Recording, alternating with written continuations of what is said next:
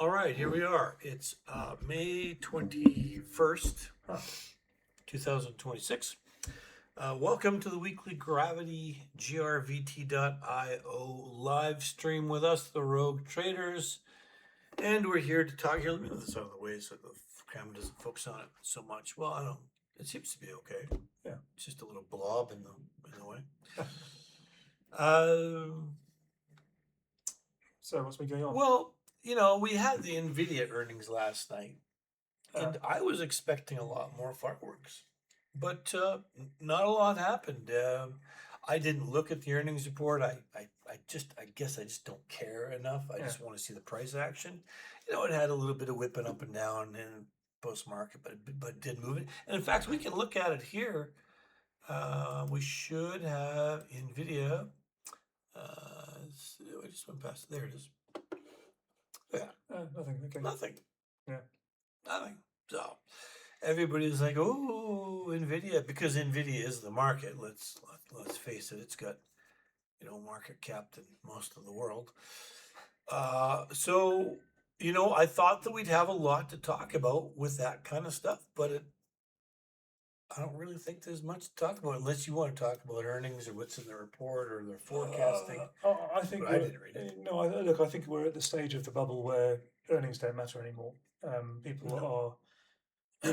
A good example of this is what's going on in Korea at the moment. We're getting plus or minus 5 or 8% a day swings in the Kospi as a result of people buying and selling semiconductor stocks. You've got people taking out bank loans, pensioners taking out bank loans. I read that. To trade semiconductor stocks. People have never traded in their lives. Right. Because they're convinced that they're missing out on generational wealth opportunity. And I think what people are terrified of is falling behind. Because what always drives these things is you're terrified that inflation will take off and everyone will get rich and you won't and you'll be poor. But actually, well, who doesn't have a regret about not buying Bitcoin at $5, right? Well, I don't actually, but I do. I lay awake some nights. Really? Yeah. I've been on a whole spiritual journey about not caring about money. So I think we're at some stage in the bubble. I don't know when the bubble pops and when everyone gets poor, but it's not probably too long. And I suspect that. You've got a slew of IPOs coming up. You've got SpaceX, June, Anthropic, and OpenAI, and they're all. I think as soon as SpaceX announced they were doing their IPO, the other two rushed to get in there because they know that there's a limited well of retail liquidity. Sure. SpaceX is going to consume the vast majority of that. Yep. How much left is there going to be to pile in to be the bag holders for OpenAI and so on? So I think we're quite close, and I actually think that the SpaceX IPO might be the top of the market. Yeah, it's going to be an event. It could be a generational opportunity. Yeah. Like I plan on partaking, and I will. You can't call tops and bottoms, right. But if it wants to whip around, I'll be buying the dips, and I'll DCA in on them because 1, 2, 3 months, weeks, days down the road, it could, you could go from $100 to $1,000 for all I know. It's worth remembering every 20 years or so there is a lie. There's a massive lie. Yeah. And remember, year 2K was the .com lie. .com the internet businesses are useful. Don't get me wrong. Yeah. We all like to buy our books online and get our pet food online and so on. True. But we still have there is still. We're only using 50% of the capacity that was built out in undersea cables in 2000. Oh, really? And all that capital was raised. Oh, and even after the Ukrainians and Americans cut some of them. Yeah. Oh, geez, wow. Yeah. And so we're still nowhere near using the capacity that was built as a result of the financial inflows into .com businesses and infrastructure businesses. And here we are, Thomas Massey in the UK just ousted by APAC. But APAC, I think they spent the most amount of money ever. Right, $32 million. It was crazy. So basically, you're seeing politics buying, money buying politics. But the point is that what's the county he was running? I can't remember the state. Anyway, there's 50 of them. Who knows? You'll now see that the floodgates open and his stake gets covered in data centers. Yeah, because he was the only thing holding that back. Right? And now I'm seeing reports every day about, oh my God, our data center is going to get hit by drones. So that's what I told you. I said we should be in the drone business. Well, yeah, or the counter drone artillery business, or counter drone, because they'll want special concessions to put defence forces around there. And I think there's a growing conspiracy theory that these data centers aren't just going to be doing AI to help you program better. They're actually also going to be doing continuous face surveillance and keeping you in line. Turning the whole of the US into a huge prison. It's designed to make it a digital prison. 100%, I agree. That capacity bubble is going to burst as well, and all of the semiconductor stocks are going to go with it. And I posted in our channel this morning this very fascinating story about a stock in the 1960s that made TV tubes back in the old days. Oh yes, when I was born, television tubes were made of glass, a vacuum tube, literally a vacuum tube lined with phosphorus, and you shot electrons through to make a picture.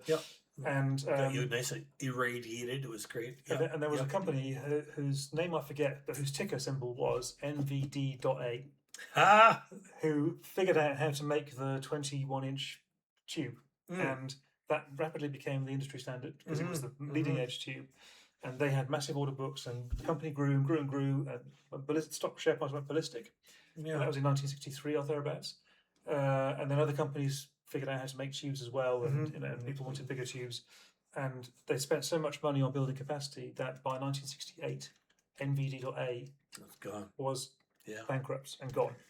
Ancient history. Right. Yeah. I remember I went to, I think it was Chicago or something like that. I went to a show because I invented something, if you could fucking imagine that, but I invented something, and I did a presentation to Walmart. Right. And Walmart agreed to take on my product and put it in their shelves. Eventually the agreement fell through and I didn't get it. But when I was there, I met a really old guy.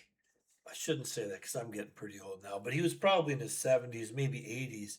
And said he was the guy who invented the, I can't remember if it was the plasma TV or the liquid crystal screen. Anyways, he was a really interesting guy, like beyond the crap that I was making and got turned down for. But it was interesting. But it changes so fast. The market for little copies of Shane muscle dolls fell out of the market. I'm not going to say what it is when I invented because I'll be embarrassed. It seems so cheesy now, but at the time I thought, this is brilliant. Well, there's all kinds of cheesy things that make money. But you know what? I had the, at least I followed through, and that's half the battle because 99% of the people aren't going to do it. So if you've got an idea, try. Yeah. And I went to this thing. I met with the Walmart purchasers, and I was proud of myself for doing that because I thought, who am I? I'm just some small town hick. What the hell do I know, right? We all are, right? There you go. So, right. And the markets, and then wider markets. The other thing is the oil. So we still haven't had the massive spike in oil, even though there's. So back in 1972, there was an oil crisis because 3 million barrels a day were taken out of the global supply. And that caused a global recession that lasted for a decade. But the cars used so much gas back then. Well, and now the world is more dependent on oil than ever before. There's a 14 million barrel a day deficit, and the price of oil is being kept down basically by pre-selling short-dated futures on the oil in the petroleum reserves in Japan and the US in a coordinated fashion. And actually, what you're seeing is the short end being sold down, and the long end is starting to rise because the market understands that come August, the strategic petroleum reserve is going to be empty.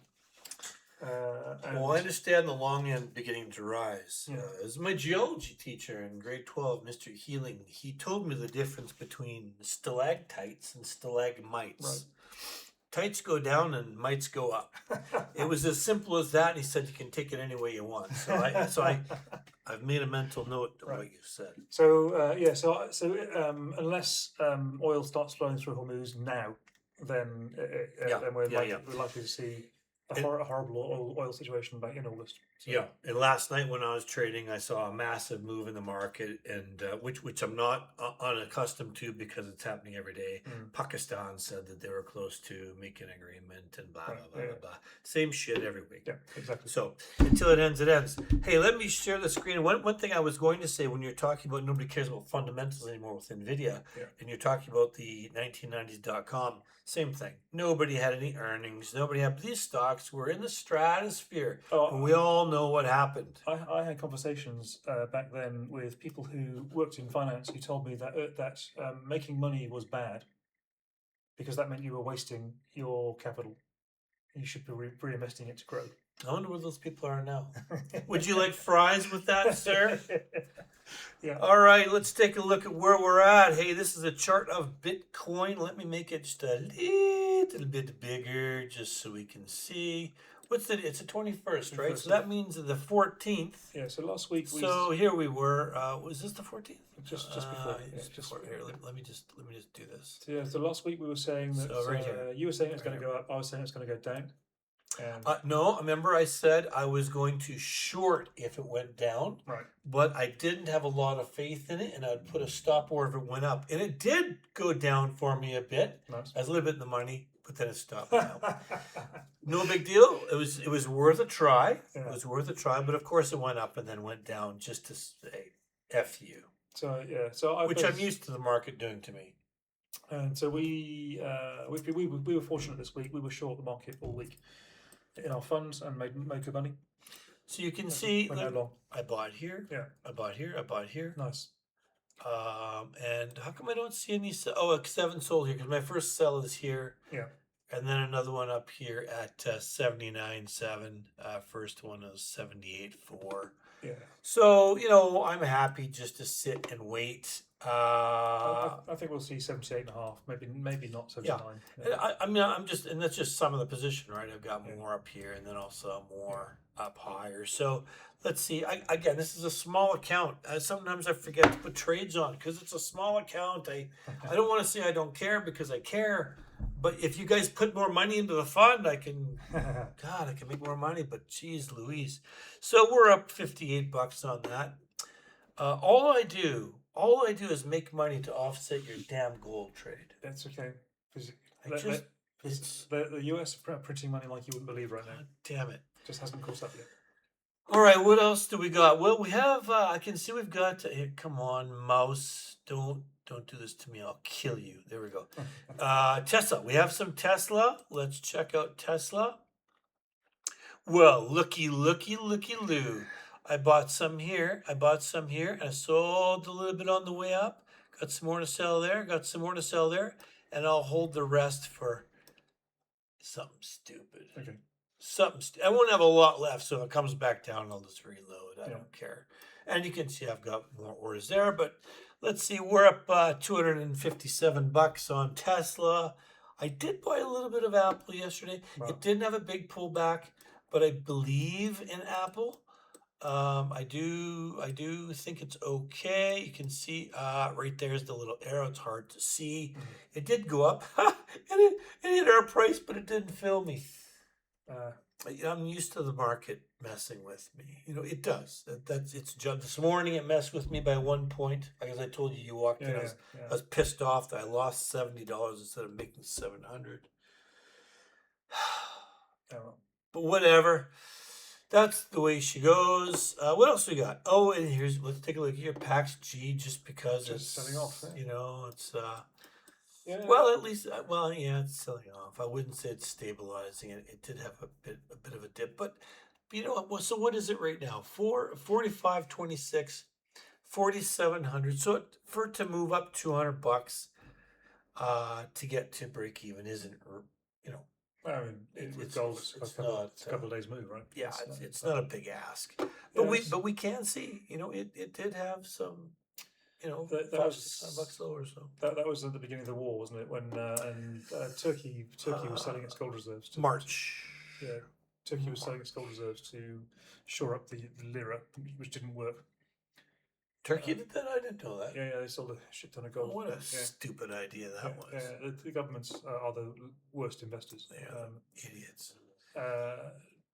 Well, no, I mean, don't get me wrong.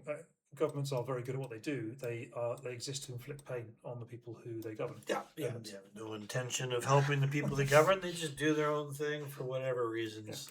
To enrich themselves. So so I'm still very much a believer in gold. I think that the petrodollar is dead. China and Iran have killed it, and the US have to print gazillions and gazillions of dollars to cover their debt, and they're hoping that stock market inflation will take care of it. But stock market inflation never goes one way; it collapses, and then they'll step in, and they'll bail out and borrow money, and gold will go up. This is an Intel chart. I traded Intel extensively yesterday. I just didn't do it on gravity. It wasn't. It was okay. You know, I kind of bought a little bit down here and sold a bit down there. It wasn't a big move. I'm trying to remember the one that really pissed me off yesterday. It might have been. It was Google. It was Google. That was it. I actually ended up taking a bit of a loss on it because it did this and then just did this sideways nonsense. And when it did this, I thought, you know what? And the market was going up heavily at the time. So if there's a weak stock, market's going up, get out, wait for another day. It was a small loss, so not a big deal. But that's the way it works. Every day there's 1, 2, or 3 things that are the golden child and rip, and there's 1, 2, or 3 things that are hated. Yeah. And a lot of times we see that in the options flow, the rotation. So part of the algorithms are building that in. Google, but Google's kind of been in discussion recently because they, when you do a Google search these days, you get an AI piece at the front. Yes, the Gemini sort of. And of course, what that Gemini is doing is it's learning from all of the other websites that are in the Google search. So it's actually cannibalizing its own search results. And so if you pay Google to have your advert on Google, you're actually having your traffic cannibalized by them, by their AI. So they're actually cannibalizing their own business model. I need to start trading the hood a little bit more, and I will start to do so on this platform. And the reason why is because it's ridiculously volatile, and none of its prices make any sense to me. If it wants to drop down, like here, where's the little thing that's in behind the camera here? Look, some of these drops, just for shits and giggles. Oh, there's 5%. Oh, okay, interesting. Here's this one over here. You're not going to catch tip to tail another 5%. Okay, hey, 5% is showing up is an interesting little theme. Let's say you catch a chunk of this. Oh, what do you know? 5%. Hey, I just invented a new trading strategy. Every time I shouldn't say this shitty Robinhood. There's some things they do good, and they provide a service. I say shitty because it's not the type of trading that generally jives with me. But hey, now I'm just going to build an algo. Okay. The stupid thing wants to drive 5, 6, 7%. Okay. I'll start to DCA or I'll martingale in, and then I'll just sell it. Okay, that's my plan. Yeah, makes sense. And if it goes from 70 to 20, well, you know what? Do you want fries with that, Richard? What am I going to do? There aren't any jobs left in fast food restaurants. They're all being taken over by robots. They're all being taken over. I saw a video. I think I said it last week of a robot sorting packages on an assembly line. It was actually very impressive because it looked just like a person. But really, it could have been a person dressed up as a robot. Yeah. Okay. Kind of like the 1960s. Do you remember the 1960s? The Space Family Robinson. Oh yeah. They had the guy with like the puffy arm things in there. Danger, Will Smith, or was it Will Smith? Well, not Will Smith. No, I forget. Danger, Will. But they had men dressed up as robots in Star Wars too in the 70s. Well, sure. I try not to believe that. Golden effeminate robots at that. Hey, there's a new Mandalorian movie coming out, which should be cute. But I don't like that. I used to like that Pedro guy, whatever that Latino actor is. But it turns out he's a real douchebag. Oh, really? Yeah, he's a great actor. I made a lot of great films, but I just don't like him anymore. Anyways, back to the topic. I think Robinhood's chart is indicative of the kind of moral clarity moral values that Robinhood brings to the market, which is it just injects degeneracy into society and corrodes society from within. And so just take advantage of the vol because Where's the, there should be a little plus thing so I can overlay a chart. Why am I not seeing it? Because I want to take MicroStrategy. Seriously, what the hell's going on here? I mean, I'm, I'm not new for God's sakes, but I'm not a trading view expert. But what are you trying to do? There should be a plus sign. There it is. Compare. So I want to compare Bitcoin to MicroStrategy, just for shites and giggles. What is this? Oh, these are my Bitcoin orders. Yeah. So hang on. No, you're only showing Bitcoin now. Compare.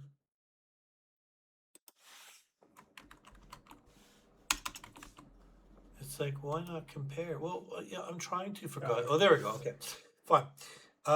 So we can well, we can't really do too much with the chart when it's separate, but you know what? They're pretty close. MicroStrategy's got a little bit more volatility into it. Yeah, well, what you're seeing here is on the 14th, you see that the divergence, massive divergence. So that's when the MicroStrategy MNAV went from 1.03 to 1.3.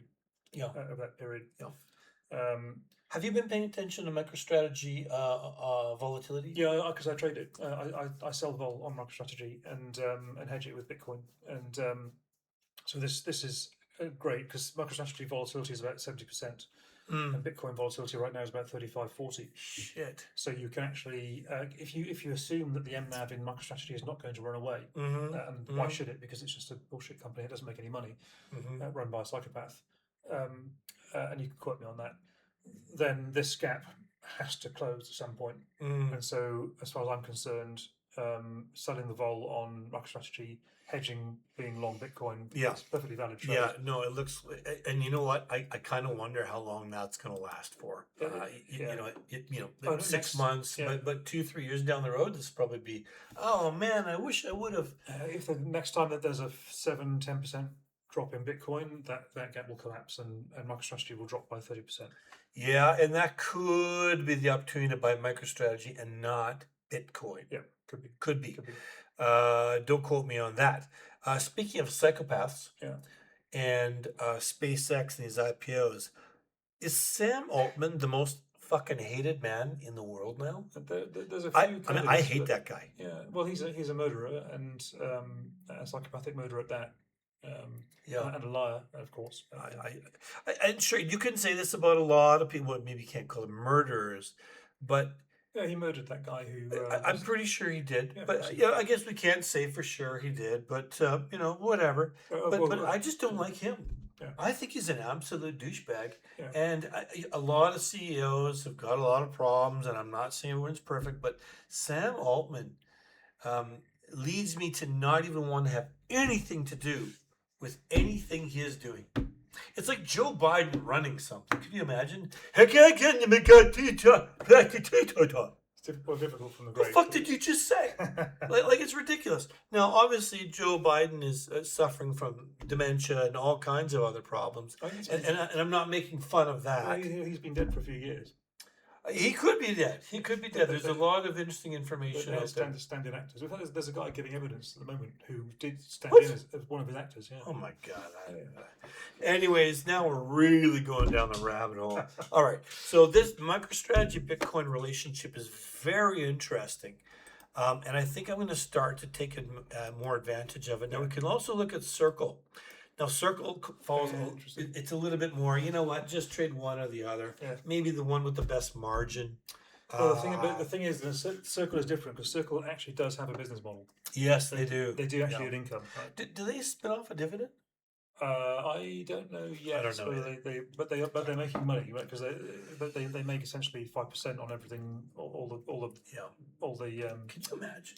I know it's insane. It's fucking brilliant. Yeah. The amount of money these guys make is insane. Yeah. Insane. All right. Let's go back to let's just go back to how do I get rid of this? Can I just delete it, or what the fuck's happening here?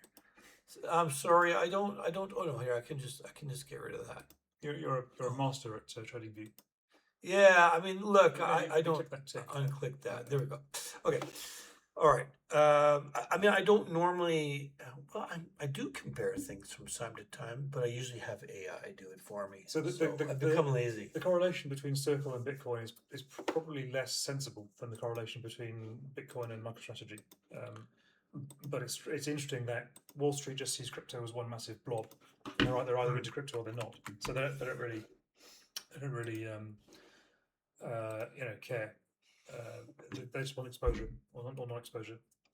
This is interesting. Yeah. Circle Microsoft. There.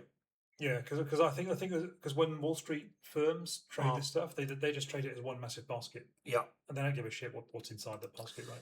Yeah, and I haven't used a basket trade in a long time. Right. I don't even think right now over on that station over there I even have the keys set up for it. Right. But I should. But that's another 3 months down the road. But I've got to do a little bit more research on it. Yeah. If the financials are ripping or the semiconductors are ripping one day, I think I need to be in those baskets. Yeah. And I'll use some type of killing criteria or something. But for now, I think Wall Street's not that interested in crypto, and so they just see all crypto stocks as the same thing. Yeah. Later on, they'll figure out that Circle is a real business and strategy isn't, and then the pricing will change. But for now, no one cares. They're making enough money on semiconductors that no one cares about this shrapnel. Okay, so before people get sick and tired of our bullshit, what are we going to do for trading? Well, you know what? Let's figure out. Let's take a look at some of the tools and figure out what our next stops. Yeah. So here's a 24-hour liquidation chart. We've got a bunch of liquidity up here at 78, 78 and a half, whatever. And we've got a bunch down here at 76 and a half up to 77. So within $500 to $1,000 of the current price. Okay, not a big deal. Let me go back to Bitcoin here. Where the fuck's Bitcoin there? There's Bitcoin. Okay, not a big deal. If it wants to pop down to 75 from 77, that's a bit of a stretch, but I'm happy to soak it up. And in fact, I might even put some more orders down here. We'll see. But I'm happy to do this right now and wait. On the upside, well, coming into some doldrums now, right? So this is the 24-hour chart. It doesn't hold a lot of meaning. Yeah. Let's take a look at the 3-day. What is it? It's May. It's May. So yeah, we're getting close to summer. Yeah. May? What is this? What is this? It looks like a fucking error. Yeah, right? But it's only $80 million. It's not. It's just 20, 80, yeah, 80. So and then 97. Okay, so a couple $100 million. Yeah. Around the 75 and a half mark. It might get taken out. Hey, right where I'm at. Yeah. Yeah. That's reasonable. Ooh. I'm going to buy there, buy liquidity. They're going to hunt that freaking liquidity. It might go through me a little bit, but on this account, it's not an intraday trading account, a high margin intraday account. I can hold this thing for 2 days or 3 weeks. I don't give a shit. What's the 2 weeks liquidity looking like? Let's take a look at the 2-week liquidity. Today. All right. Okay, so that level is standing out, right? It's just sitting there. It's got to get punched. Yeah. They've got to get rid of that before they move it up. And then expect maybe a move up back up into the mid-80s. This is 2 weeks. Let's take a look at 1 month. And then we'll look at 3 months just for shits and giggles. I'm swearing a lot today. You are, dude. Yeah, I'm swearing. I'm sorry about that. But this is just how I talk. Normally when I don't swear, I'm forcing myself not to swear. So whatever. All right, 75,000, same thing, but not a lot. 1 month out and back up here in the 80s 1 month. Okay, so not a lot of interest. That's in June. Yeah, that's not a lot of interest. If when we get through June into July, then actually the market goes dead until September, October. So, and here we are. Yeah, this is the end of the summer. Yeah, or getting close to the end of the summer in the doldrums. I don't expect it to go above the 80s and kind of below maybe the low 70s. What does the Volcifer say? I think I probably know. I think we're getting vol crushed at the minute. If you stick it on tenors and okay, there we go. So at the money forwards are in the 30s, so that's getting summertime levels of low vol. Yeah. The 25 delta risk reversals are saying we don't really think there's much downside risk over the next couple of days. A little bit more of a longer dated, but nothing to be speaking of.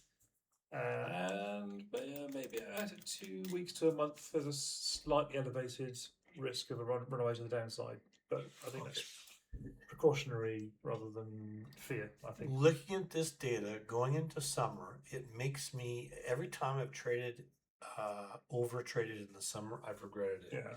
Every single time. Yeah. Unless I'm in little scalps in and out, fine. I think now might be the time to put on some big ass spreads that expire in August. Okay. And plan to take them out maybe in July. Yeah. You know, if they get, 50, 70% degraded, and just put those big strangles on. Yeah. Maybe do it as an iron condor or a half-ass iron condor where you're half covered, something like that if you feel uncomfortable. Low 70s, high 80s, or high 60s, June, July. low 90s, so something like that. You could sell the 3 month. Look, if you sell the 3 month strangles. Yeah, we don't have an options platform here, so we can't sure. look. Can we see on yours? So what I'd say there is the 3 months. Yeah, but if you look at the expiries as opposed to the tenors, if you click on that button there, then you can see the refresh. What? What's going on with your platform, man? Yeah, there we go. All right, there so we go. Look at the dates. We need to go out to 3 months from now. Is 4, 5, 5, 6, 7, 8. We can look at the 7th. There's no way. Yeah, September. Let's say September. So I think a reasonable trade for me is sell a September strangle. Yeah. Now, so maybe 30 delta, 25 delta. Ooh. Something like that, and then take that trade off in July, end of July. Somewhere in July. Yeah. That's what I think I'm going to do. Yeah. I think I'm going to put on a big position. Yeah. A big position. Now, if I do go a really big position, I'm going to do it as an iron condor. Yeah. Because, Trump can come up with some news and send this stupid thing going $12,000. You definitely want to cover the downside because the Iran thing still isn't over. Yeah. And if that ends, who knows? Or if it doesn't end, sorry. Yeah. But I like that idea. So that trade, you see, the reason I'm saying that is on the September 25th, the implied vol at the money is 40%. Mm-hmm. But if you look at like the June, it's actually 36%. So there's a 4% vol difference. Mm-hmm. So you're gonna see vol decay, figure decay over the time if nothing happens, and nothing ever happens in the summer. Yeah. And knock on wood. Yeah. But, because this summer something could happen with the war. But I think the key is... But whatever I do, I'm not selling any vol below 35 vol here. Yeah. There's no way. To me, the key is if I put this trade on, it means I don't touch the damn thing. Yeah. I don't do anything else. I just let it cook. Yeah. I just let it cook and then take it off and say, hey, I'm going to take it off with it. Or I'll take half off when the decay goes 50%. Yeah. And I'll take another quarter off or another half off at 75%, and just let the last ride into August or something, and then take it off at 90% or something. I think the thing I'm seeing here is that also the funding rate is slightly positive. And without any stress to the market, my feeling here is that people are selling calls to harvest value. Yeah, they do it every summer. They do it. They drive the vol down by doing that. They drive the risk reversal negative, and then come August, October, September, around about that time, Trump will do something, and Bitcoin will spike $10,000, and the market will get terrified. To the upside. Yeah, I think that to put on a trade like this, I think that I want to make at least $25,000. Something that's worth it for doing nothing. I think that I got to do that. Just seeing the Bitcoin actually just spike down, pop down $400. Yeah, okay, I mean, Well, hey, we're just talking, and someone's watching, and they're like, "Oh, we've got to punch that liquidity down here, right?" Our viewers are actually already doing it. Yeah, there you go. Well, there you go.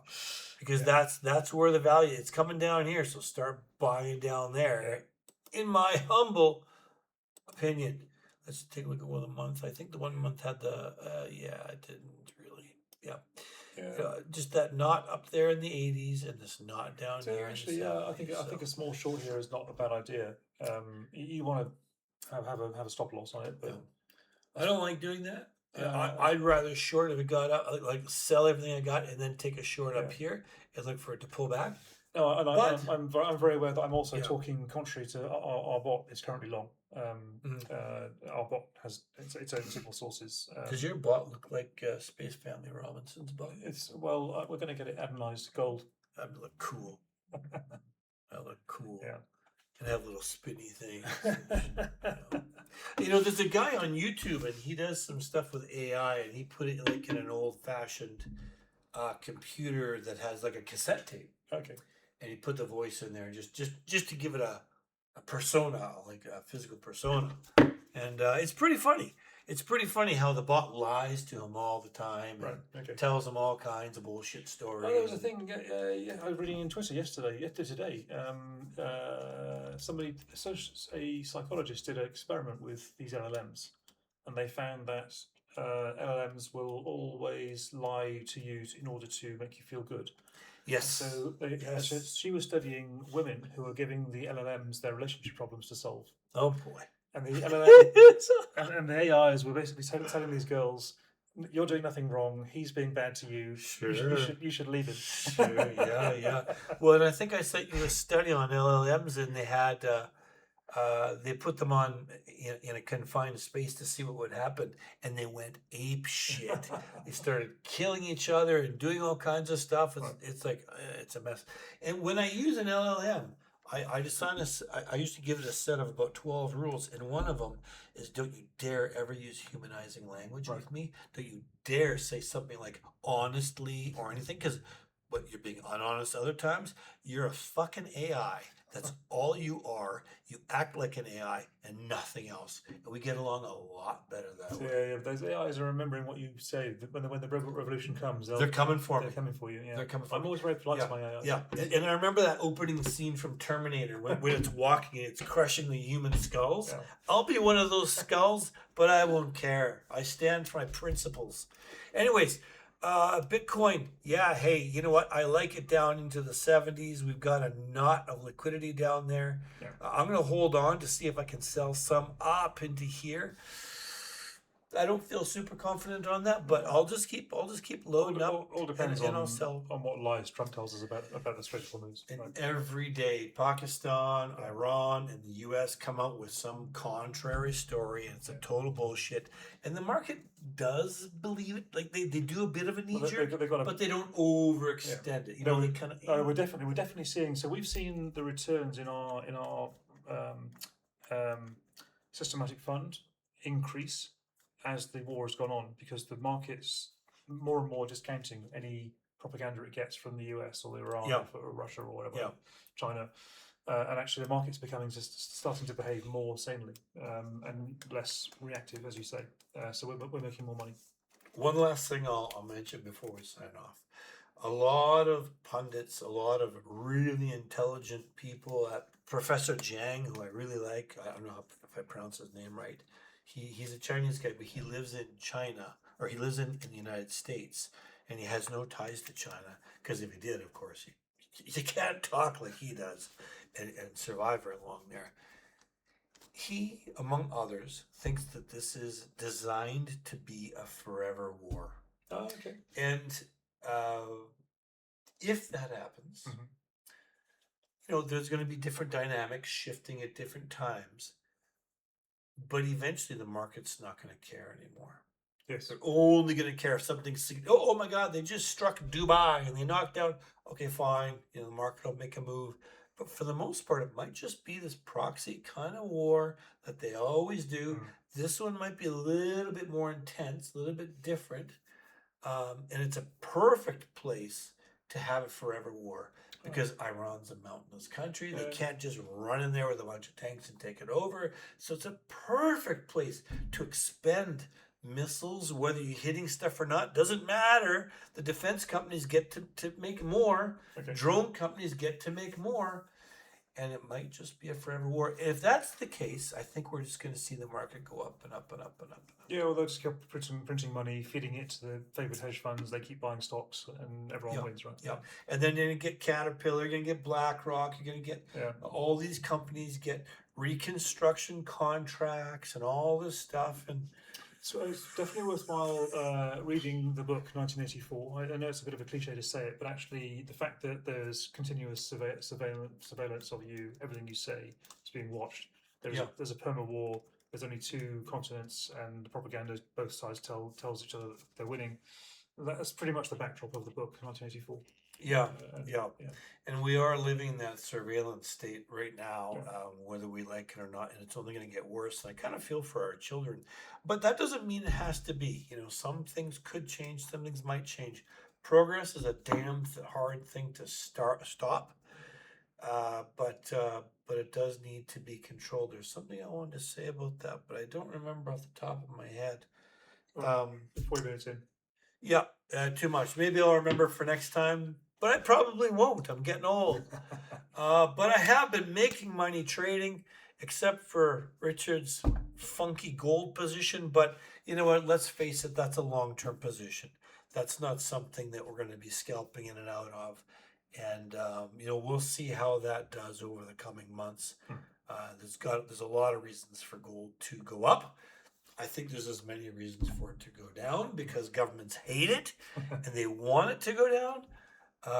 But I guess we're gonna hold it until we die. You're gonna be like Gollum in the fucking ring. I'm like you know, I'm like a Bitcoiner with gold. It's your precious. I'm not selling it. Yeah. You're gonna fall into the Mount Doom, the fires of Mount Doom, and you're gonna be like gold. Anyways, hey, thanks a lot for tuning in.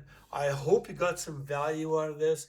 Bitcoin, I'm buying in the mid-70s. There's a lot of liquidity there. I love it. I love it. I love it. If it's going to go up, it could go up to the mid-80s. I'll be dumping it all up there, and I'll probably be taking a short. Let's see what happens in another 7 days. Awesome. All right. Catch you later.